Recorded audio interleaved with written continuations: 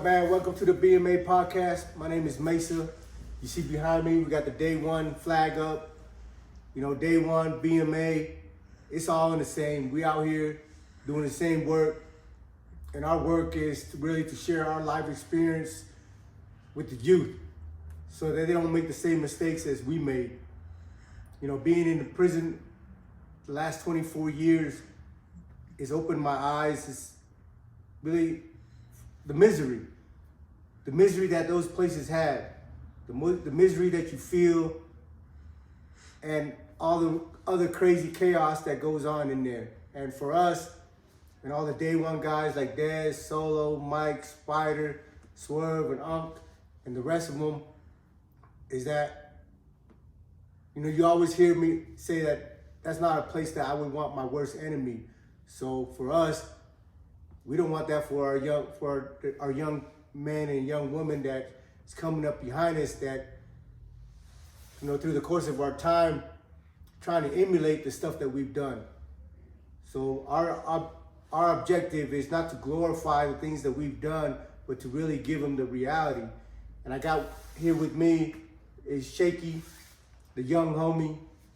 Like he was, you know, he's a couple generations behind us. I used to run around with his older homeboy, Harold, who got deported to Samoa. But I'm gonna let you hear his story and what he saw when he was growing up. But at the end of the day, this dude's a father. He's doing good in his life, and that's what we want for everybody around us. Man, Shaky, man, welcome to the podcast. Thanks for coming through, homie. Appreciate it. Yeah, introduce yourself. So the name that my parents gave me, Tawi Patuwa. The name that the homies gave me, my name is Lil Shaky.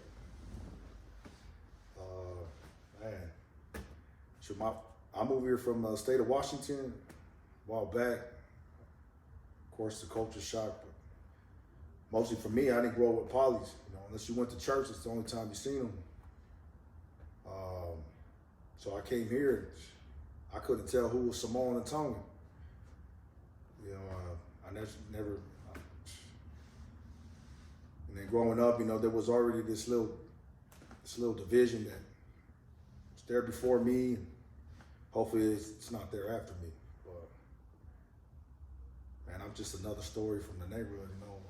What year you move out here? I finally moved out here in '96 from Washington. You know, if I'm gonna say, you know, I'm from Kearns. You know, I tell people I was born at Pioneer Hospital because I'm from this. You know, I love Utah. I'm from that side of Redwood. So in '96, you was there when all the craziness that was going on. Yeah. With all the Samoans and Tongans, and even with the Tongans, the TCGs and the regs, and all of that. Like from your point of view, what is it that you were seeing when you were growing up, and how did that influence you? See, because I ain't even gonna front. Like, I didn't bang. You know, I just kicked it with. I was just a bad apple, low real top, man. If it was in the Garden of Eden, I was that apple. I mean, that was ever since I was a kid. I just love, you know, not having things and then having anger management issues. They just went hand in hand with this lifestyle. Like, you was with other dudes that was in the same situation as you.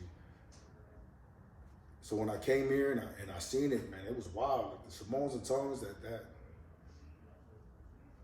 No, I feel when I came home, I feel bad that I was a part of that. You know, that I was a part of the problem. I mean, that comes with age and that comes with doing time. But man, all over the news, and it wasn't, you know, it was everybody. You know, the Samoans, Tongans, the Asians, the blacks. That time of Utah was wild. I mean, it was all over the news. You know, and over here, the juvenile system, compared to other states. Maybe it's why our politics aren't as hard, is because we grow up with each other. Like I remember living in Kearns and we standing in the free lunch line. There's a Mexican dude behind me, a Trujillo, and there's a white boy in front of me named Thompson. We all on the same free lunch line. Everybody is trying to get by, you know. So then when we grow up, everybody go their own path. we still homies, even though we're from different neighborhoods. You know, and I see the same cats from juvie to jail to prison. Whatever the dysfunction was, wherever we were missing it was all of us. It wasn't just one, one culture. Yeah. But it was wild, man. When you first came, were you hanging out with Harold? Nah, he was a lot older than me, man. He was like that older cousin that looked at me like, "Get your little ass out of here." You know, and me, I'm over there like, damn, I think he was talking to me. Yeah. And we got older, and I was just always getting in trouble by myself. And then, my cousin Harold ended up getting shot. And that kind of wrote it for me, That's, like right after that, I was like, shit, I'm with it. Not that didn't send me down that path, because, I was doing that. I was doing good on my own, sending myself down that path. But it sure did help, What was the situation when Harold got shot? Man, that was just the other polys out there in West Valley, man. It's just banging, They over there hula hut right for State Street right after a Big John's basketball tournament. One thing led to another, and he's the one that ended up catching him.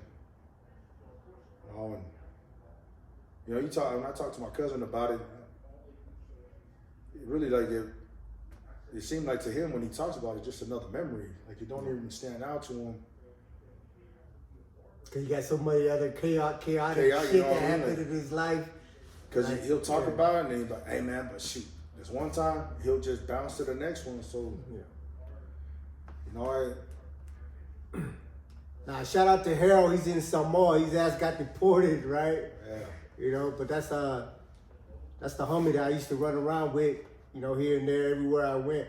I always see his ass walking, and I pull up, and I would always recognize him because he used to always wear that Rastafari beanie, But that's a good homie, and that Big John tournament he's talking about is a basketball tournament that they used to held it at West High, West right? High, yeah, West High. But back then we were so fucked up that we didn't go over there to enjoy the sport. We went over there to go try to catch who else was over there.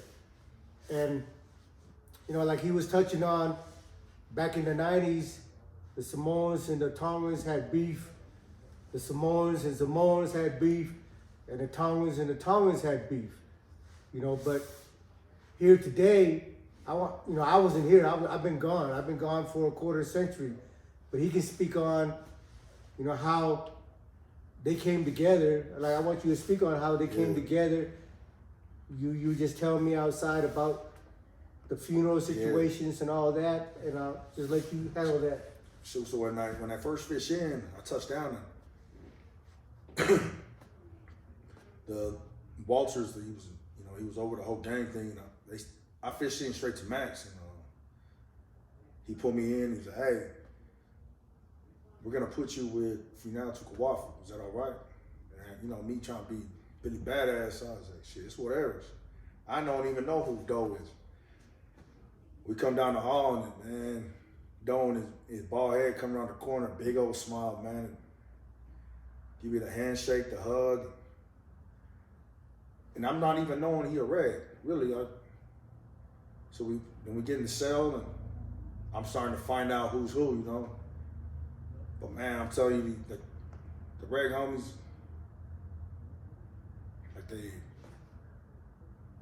that's my dudes. I didn't have nobody. Every time, usually when I was a kid, I was locked up, I was always the only Samoan.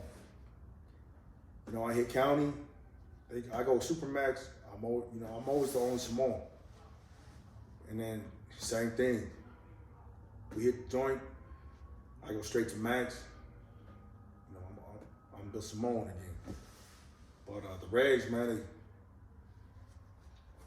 I didn't. My family, they gotta take care of their own life. Life goes on out here. But without skipping the beat, man, the Regs used to send me a sack, that gift package, on time, every time, every week. It was landing at the door. And these are dudes that, growing up, man, we out here trying to kill each other, So we get in there, and my whole mindset started changing. You know, hey, you need anything? Like, no, I'm straight. Man, sure enough, here comes that package, another one. And I never forget it. You know, because I was on the indigent status too. I didn't have nobody, you know. No, I had my family, but, you know, the bill collector, they ain't got time for this sad story, you know. Parents got to pay the bills. But, you know, little stuff like that, you know, and then for the most of my time, I stayed with the rag homies. Spent a lot of time with them, finding out. Spent my homie Leg. That's my old son, man. My boys know him. My family know him. That's their uncle. Spent a lot of time with him, soaked up a lot of game. But he had to I had to humble myself before I realized I got a lot to learn. And I did. And I remember Leg, you know, he's telling me, hey, you know why they got two pedals in the ride? It's like, yeah, it's like, you know, the gas is going, you know, sometimes you gotta use that brake. Sometimes you gotta stop and think. You know, and it was like that. And I wasn't the best because I caught more cases in there. And I used to watch him network. It helped me to get outside myself, you know. But slowly, you know, I stayed a lot more with them than the Glendale homies. For whatever reason, and so I got real tight with them, man. And then we came home. Man, when I came home, I remember when I got that letter, I was sad. It's like, you happy, but you sad, because I'm leaving my dudes. And I remember, like y'all was saying, you don't speak on it, because there's dudes in here, you know, who got forever. So I just be sad. I never say nothing about it. The homies that got forever, they're like, Shank, 22 and to wake up. You know, everyone's laughing. And then the day of, when I was leaving, man, it was like a movie. It was like, the motherfucker's hands was on the fence. Like, you trying to leave without saying bye? Like, damn. It was just, it's crazy how it goes like that. After doing so much time, you know, these are your dudes that you on the front line with every day. When we hungry together. When we eating together. Yeah, it was a sad and a happy day for me. But then when I came home, never skipped a beat, never flipped the script, man. Homie Lecky's pops passed away, and at that time, I'm minimum wage, $8.25, making these punk ass heaters for these trailers. Those are my big ass hands. It was like, they don't fit in them little boxes. I was like, how you give me the job to put all the screws in? So then it go down, and then they make the light because they're missing 3 screws. But during that time, you know, I remember the homie's pops passed away, and I remember making it a point, we're gonna show up. We're gonna show this is my dude. He ain't here for this. And I just did what I thought, you know, they would do, you know, when my heart told me. We showed up, man. And man, it was all love when we got there. We gave him that little envelope we had. And it was all love. And ever since then, man, I just been pulling up to all their stuff. And they've been pulling up to our stuff with nothing but love, man. You know, I love where everything's at. You know, whenever I see these kids, man, you know, we try to speak positivity to them, like with my own kids. You know, I don't want my kids to ever, you know. So when they ask me about stuff they hear, I'll tell you when you get older. Like, how old? Like, older. I'll tell you when you get older. You know, we really don't realize like how much we have in common, and you know, at the end of the day, like I always say, men respect men. You know, I mean, regardless of where you're from, regardless of what you look like. But we growing up out here, you know, we have this idea, oh, that dude that lives on that side is the enemy. That's the opposition and whatever. And we out here trying to kill each other. But we get locked up in that box, we come to an understanding that if we keep funking like this, we're all just gonna get locked down and ain't gonna be able to move around. And nobody wants to be in a fucking cell 24/7. So we come up with rules and regulations so that we could all coexist in this environment. But through that process, being forced to coexist, we get to know each other. And getting to know each other, we get to have respect for each other and love for each other, and then even become genuine friends that, like now, since you've been home, like you said, since you've been home, these dudes that, you know, back in the days, back in the 90s, the Samoans and the Tongan was getting at it with each other. It was so bad, we were making the news almost every freaking day. But you get in that space and you get to know these individuals that you was out here beefing with, and you realize that, man, they thorough dudes, just like I am, and you build a relationship with them, and that you're able to come home and continue that relationship. And you have to, because if you're in there kicking it with these dudes, and you come home and you go back and be like, oh, nah, I don't, and go back to the same way, then that's gonna make you a buster. But men like us, we keep it real. So if we make friends that might be once upon a time was our opposition or our enemy, but we know this dude deserve our respect. We know this dude deserve our love. We know this dude is our friend. We're gonna stand on that. And through the process, since I've been home, I've seen that. I've seen, like when we had the event over here, there was dudes that came here, they had some Brags over here, they had some TCs over here, they had some Norteños over here, they had some Southsiders over here, and everybody else in between. And they were able to function. We had a couple beefs here, we had a couple dudes that had beef that been long standing, but they were like, man, this is the homie spot. So that allowed them to get into a conversation, and before the event was over, they shook hands and squashed the beef. Only certain people can pull that off, though. You know what I mean? Like not just any regular cat could bring a circle like that. You gotta be a somebody to bring these cats. You know what I mean? And especially to come over here and have enough respect to not get down. Like, hey. So that that says a lot about you. Like I was telling you before too, and they was asking me about you and Mesa. Shit, I don't know him like that, but I know that name.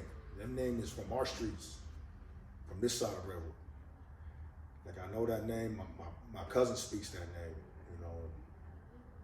Like that's one of them names like Cub. Like those are names that's from here. So it was cool, man. I'm glad to be here chilling with you, man. What's up, man? You winning right now. Man, I'm grateful for you come through, man. And just, his cousin Harold, me and him used to run the streets together back in our heydays back in '94. And just for the record, his ass got deported back to Samoa, right? Yeah. Nah, but, I love seeing what we're doing out here, man. And, we lost a lot of homies along the way in the last couple decades. And, when I was in there, I get letters, or when I call home, they tell me, hey man, Final passed away. And Final, that was my dog. And then, like just a couple of years before I came home, maybe even just a year before I came home, they told me that Looney passed away. I wasn't here for any of that stuff.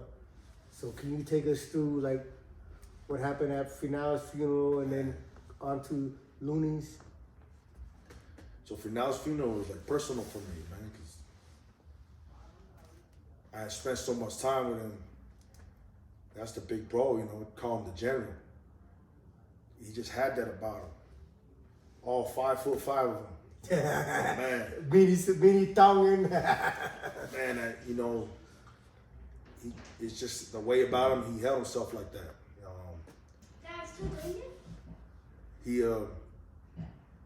Me and I got really close. He was like that grumpy fob uncle, man.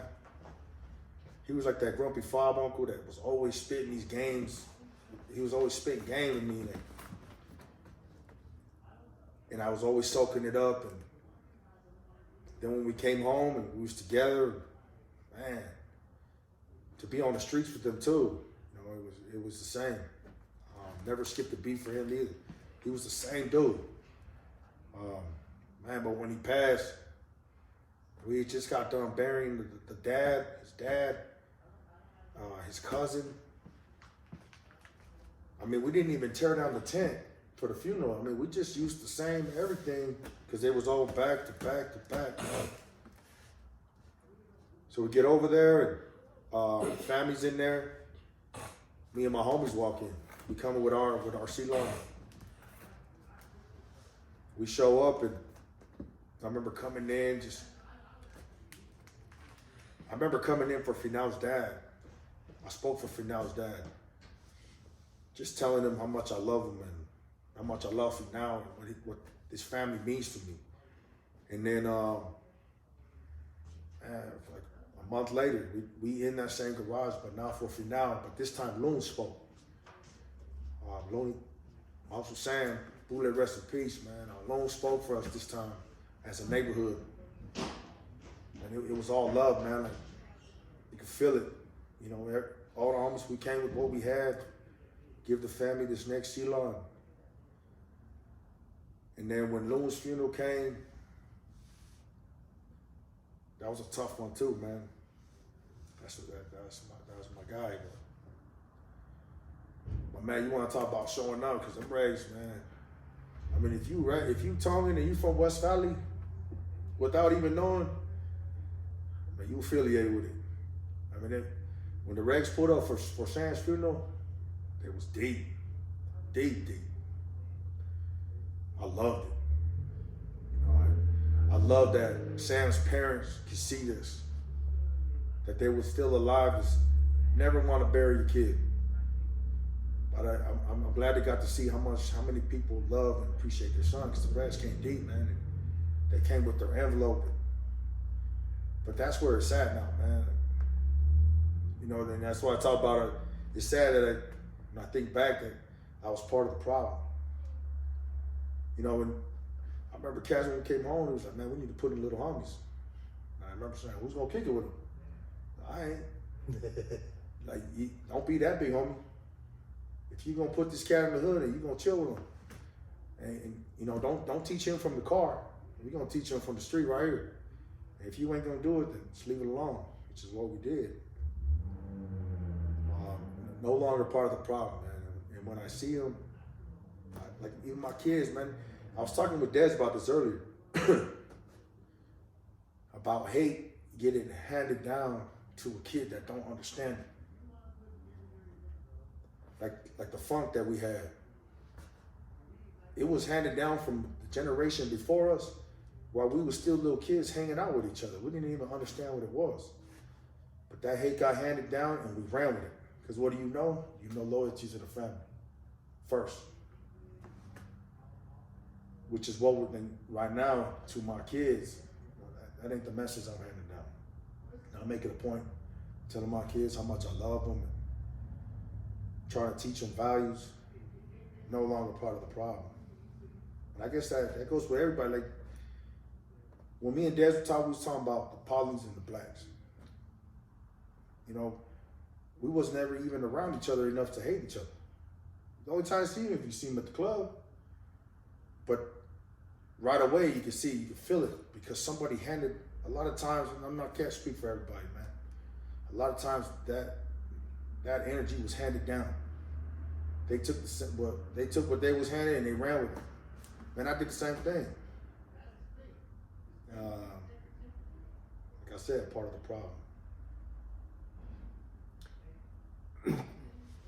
You know, for me, you know, I wasn't here, you know what I mean? I've been gone for a long time. Yeah. And, you know, a part of me feels like I needed to be gone that long time, because, you know, growing up out here, you know, things that we was getting into, I had a lot of hate. I had a lot of animosity. Even though I'm already locked up in there, you already know, when my opposition came through, I was still busting their head. Like, I did not want to let go of the beef and all the rest. Like, I can justify it in my own head, but for me, you know, but it's But it's not a justification because I was just on that bullshit. But I think I was kept away for long enough to let you guys do what you guys do out here. When I came home and seen that everybody was kicking it with each other, everybody was friends, and that we kind of like moved on from all that garbage. For me, I couldn't just like come out and disrupt that. Yeah. And coming home and seeing what you guys are doing, like I'm grateful for that. I'm grateful for your generation and the homies that came home before me that put all this stuff in place. Because for me, I just have to recognize like who I am and not being that great person that I can be. So when I come home and see that you guys are doing what you guys are doing, I just want to keep it moving and elevate it even further. Because at the end of the day, man, we're all brothers and sisters in the same struggle. The shit that we're doing out here, it's only causing our young homies, the people that we profess to care about, to lose their life and their freedom. And I'm grateful for you that you've done what you've done. You're out here raising 6 kids. That's a lot of kids. Oh, yeah. But your kids running around right here, right now. And my dudes. And I can see that the way they are is a reflection on how you are as a person and how you are as a father.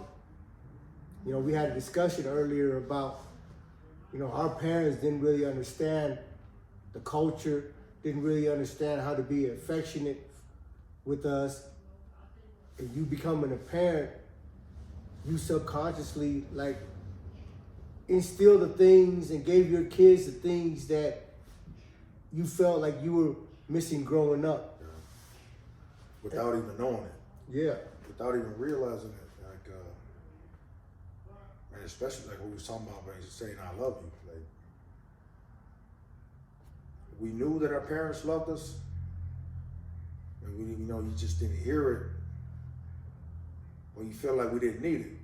And until you have your own kids and you start saying it to them, man, maybe I did need it.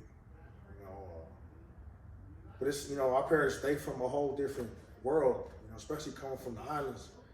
They from, aside from different generations, they from a different world. My parents, when they came here, man, I remember my mom's, man. My mom worked 2 jobs. She worked at McDonald's and a part-time waitress.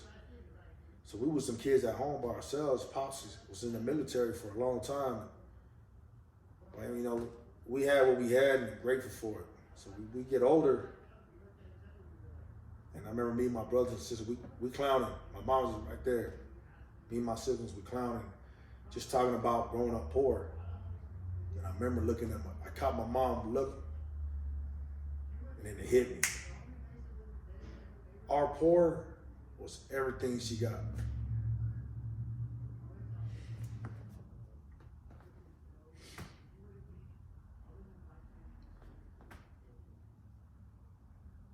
It takes us to become older to appreciate, the sacrifices that our parents made, Like for our parents coming to this new land, not knowing the language, not knowing the culture, their priority was to put a roof over our head and to put food on the table.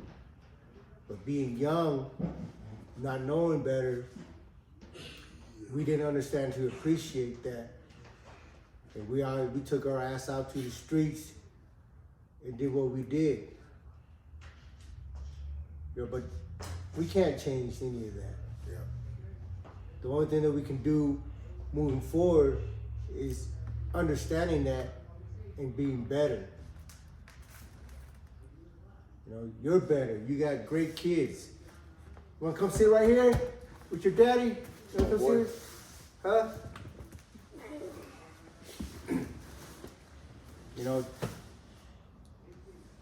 These kids right here, that's the future.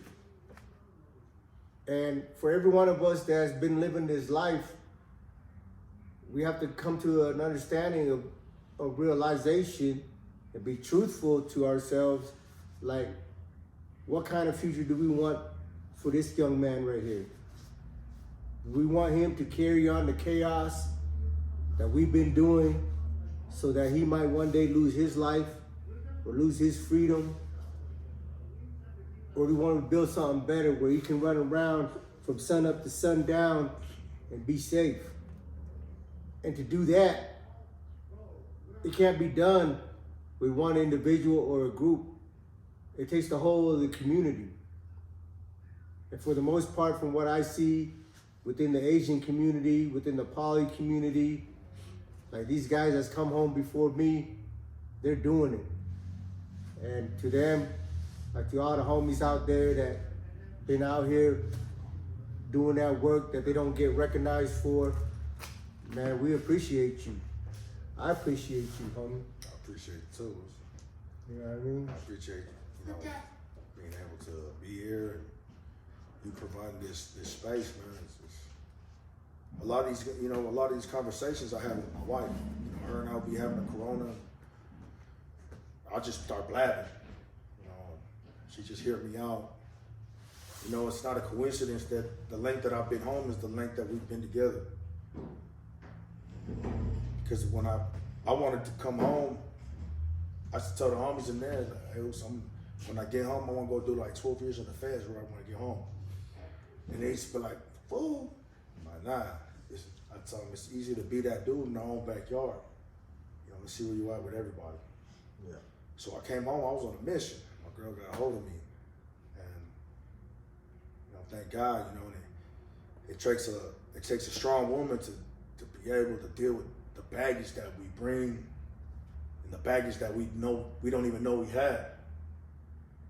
A lot of that time in solitary confinement, without, I don't know all the scientific details, but I know something's there, Now, when you meet somebody that loves you, that really loves you, there's a part of you that don't want to disappoint them. There's a part of you, you get a sense that you want to live for them and give them some sense of pride in you. But you only do that if you care about the other person too. You doing what you do show that you love your woman,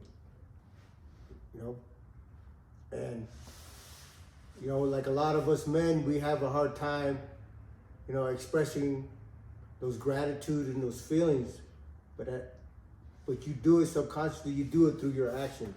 You here with her, you here raising your kids, you here out in the streets.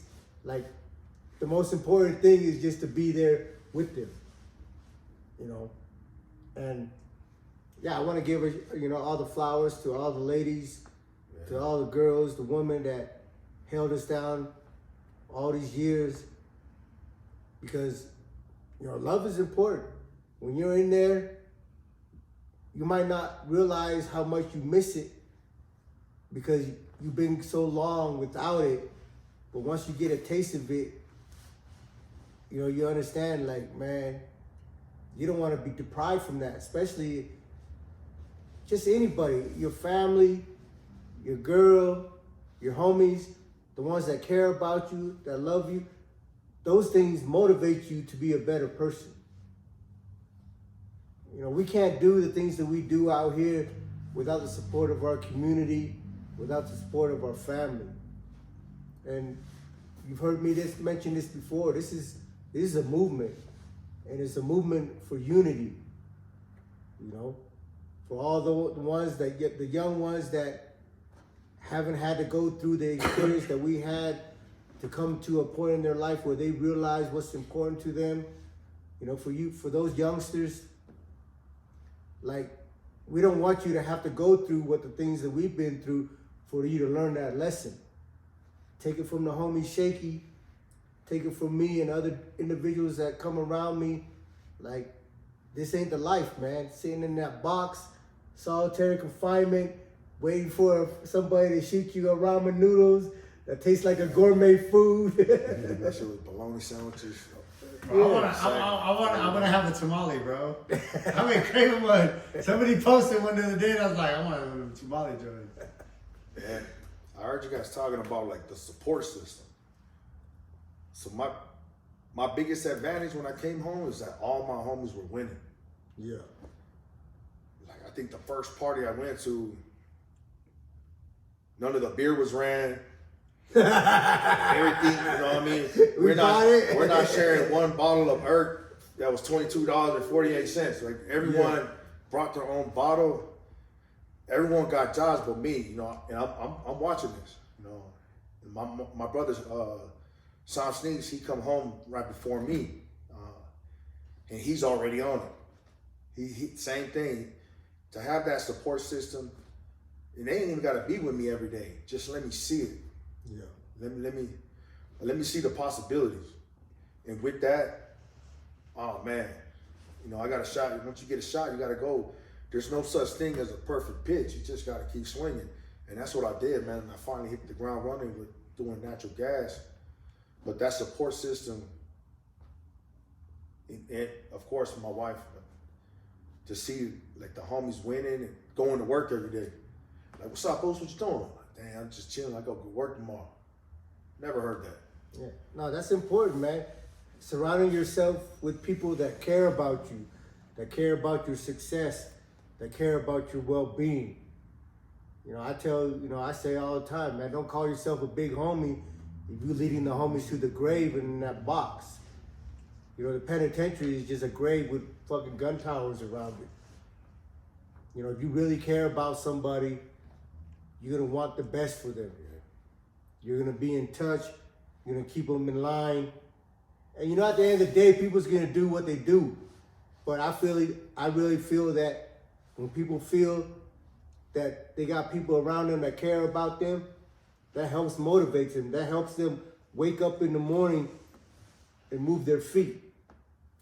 You know, the time for chaos is over, man. We got to move on from that shit. And we got to live our life. Like, there's so much stuff out here for you to enjoy that you're only dreaming about when you're in that punk ass cell.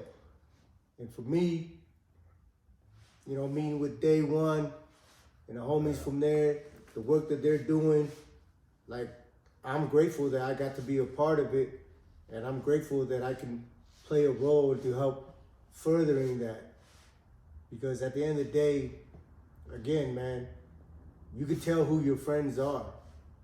If somebody is always pushing you to something that's gonna get you locked up and get you killed, you're gonna have to come to the realization that maybe that dude's not your friend.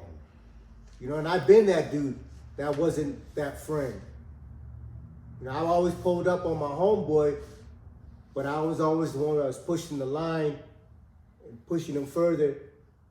And, you know, when everybody was home, you know, from 95 to 98. When I came home in 98, in that 6 month period, I took down the whole crew.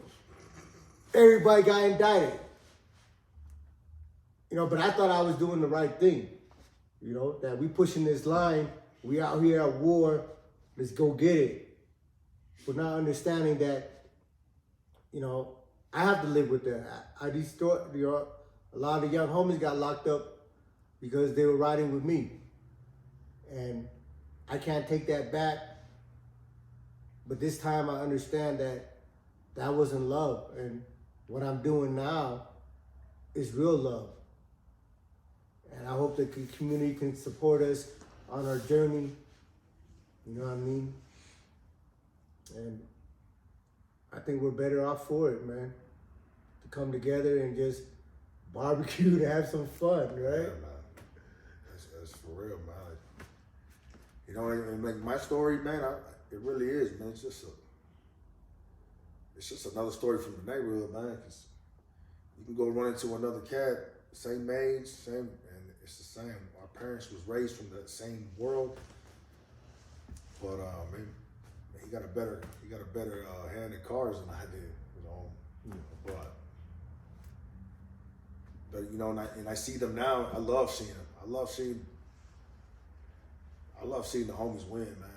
I really do genuinely cheer for the homies. Like, I'm not there every day, but I promise you, I'm cheering for you, man. Like, I love it, man. Like Dez, I've been knowing these dudes for a long time since I was a kid. Dez and them, they like 10, 12 years older than me. So I've been knowing them for a long time since I was a kid. One thing about Dez, man, he a winner.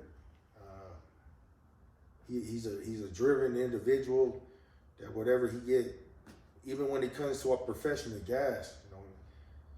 And then day one, I remember when they start talking on this, man, look at it, not even a year later. And I'm not surprised. I'm really not surprised, man. Dez is a guy that, you know, I'd call him for advice. So whether or not a loan from my roof, we'd be laughing like that, like, oh, so what we talking about? We over here talking about I need a new roof. But there's, you know, them are the dudes I've surrounded with myself with, and I was blessed to have around me when I came home. Dudes that were winning and guys that were cheering for me. And now I'm in that role, and I really do. When dudes from the halfway house come with me and they're on my crew, I'm always in their ear. It's grown man shit out here. My family eats from this plate. If you ain't with it, don't fuck up this meal. And I tell them, you know, it's gonna be hard. When you come home, don't look for help. You gotta figure it out, man. The help, we gonna help. People are gonna help out of their own kindness. And you see the homies out here, and then when they start failing, I'll come and I'll tell them, hey, that's part of the grind. Don't skip steps. That's part of the grind. Just keep grinding. Gotta work. And then when I see them make it, I love it, man. That's why when I see the homies out here doing this thing, man, I'm not always there at everything.